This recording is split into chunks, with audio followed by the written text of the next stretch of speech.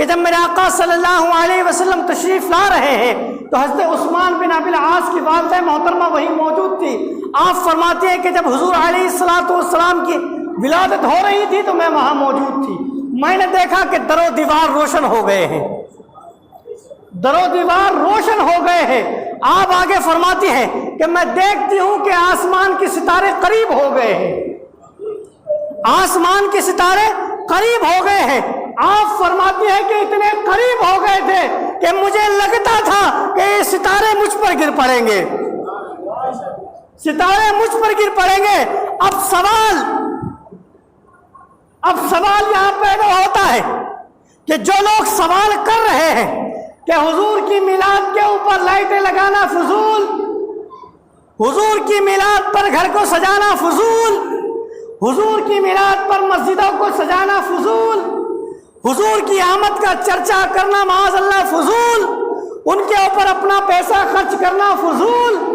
اب وہ کہتے ہیں کہ صاحب حضور علیہ السلام پیدا ہوئے تو کون سی لائٹ جلائی گئی تھی؟ میں نے کہا رے او ظالموں ذرا تاریخ تو پڑھو، تاریخ تو پڑھیے کہ تاریخ کیا کہہ رہی ہے۔ ہم اور آپ کی حیثیت کیا ہے کہ 10 روپے کا بلب لا کے لگا دیں گے، 20 روپے کی مرکری لا کے لگا دیں گے، یا ہزاروں روپے کا کوئی سجاوٹ کروا لیں گے، یہیں تک ہماری حد ہے، یہیں تک ہم محدود ہیں۔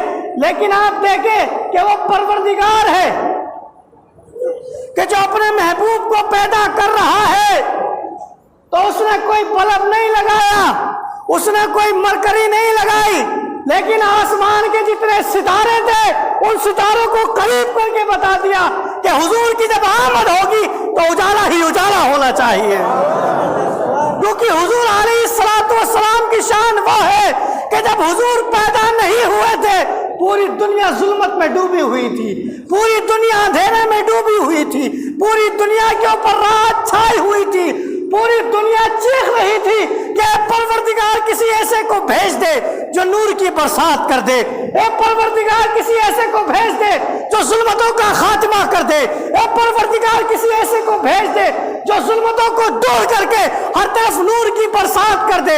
پوری دنیا پریشان ہو گئی تھی، اے پروردگار پوری دنیا میں ظلم ہی ظلم ہے، پوری دنیا میں پریشانی ہی پریشانی ہے، پوری دنیا کے اندر لوگ ہمیں ظلم کر رہے ہیں، اے پروردگار کسی ایسے کو بھیج دے۔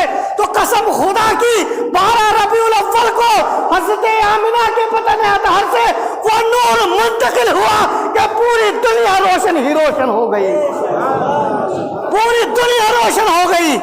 اب آپ بتائیے کہ جو سوال کر رہے ہیں کیا ان کا یہ سوال جائز ہے؟ جو سوال کر رہے ہیں کیا ان کا سوال جائز ہے؟ ہماری آپ کی اوقات کیا ہے؟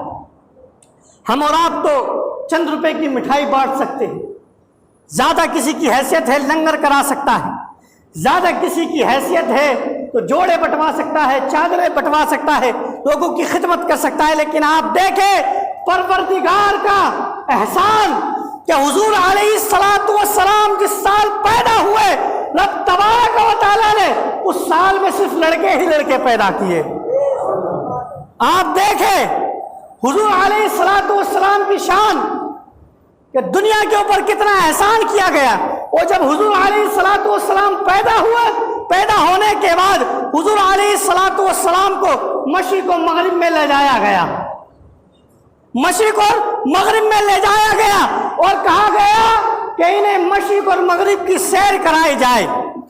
اور مورخین لکھتے ہیں کہ سیدہ آمنہ فرماتی ہے کہ حضور جب پیدا ہوئے اتنی روشنی ہوئی کہ میں نے ملک شام کے محلات کا نظارہ کر لیا، اتنی روشنی ہوئی۔